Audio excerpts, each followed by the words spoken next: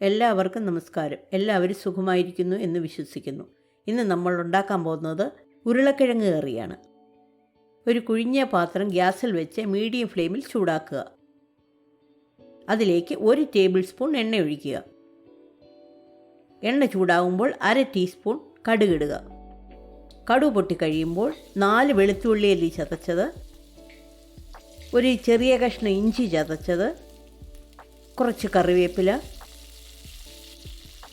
2 പച്ചമുളക് നീളത്തിലരിഞ്ഞത്, 4 ഉണക്കമുളക്, ഇതെല്ലാം കൂടി ഇട്ട് ഇഞ്ചിയും വെളുത്തുള്ളിയും അല്പം മൂപ്പിച്ചെടുക്കുക.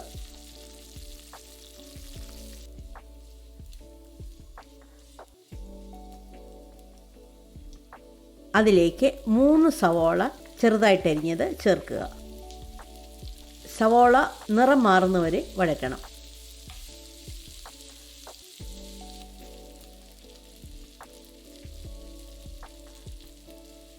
അതിലേക്ക് 1 ടീസ്പൂൺ ഉപ്പ്, 1/2 ടീസ്പൂൺ മഞ്ഞൾപ്പൊടി, 2 ടേബിൾ സ്പൂൺ മല്ലിപ്പൊടി, 1 ടേബിൾ സ്പൂൺ മുളക് പൊടി, 1/2 ടീസ്പൂൺ ഗരം മസാല, ഇതെല്ലാം കൂടി ഇട്ട് മസാലയുടെ പച്ചമണം മാറുന്നവരെ 1 മിനിറ്റ് വഴറ്റുക.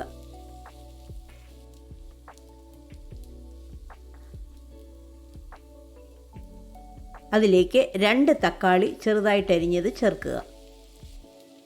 തക്കാളി നന്നായിട്ട് വഴറ്റുക.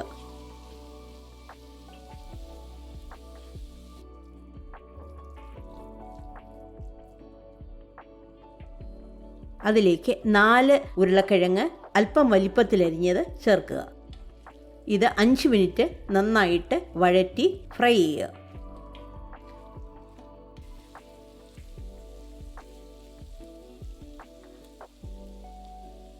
അതിലേക്ക് 2 കപ്പ് ചൂടുവെള്ളം ചേർക്കുക. ഇത് നന്നായിട്ട് ഇളക്കുക.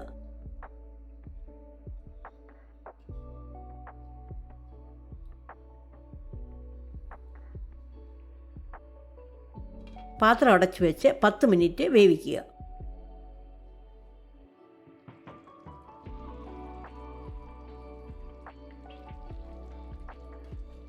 ഉപ്പ് ആവശ്യമെങ്കിൽ കൂടുതൽ ചേർക്കാവുന്നതാണ്.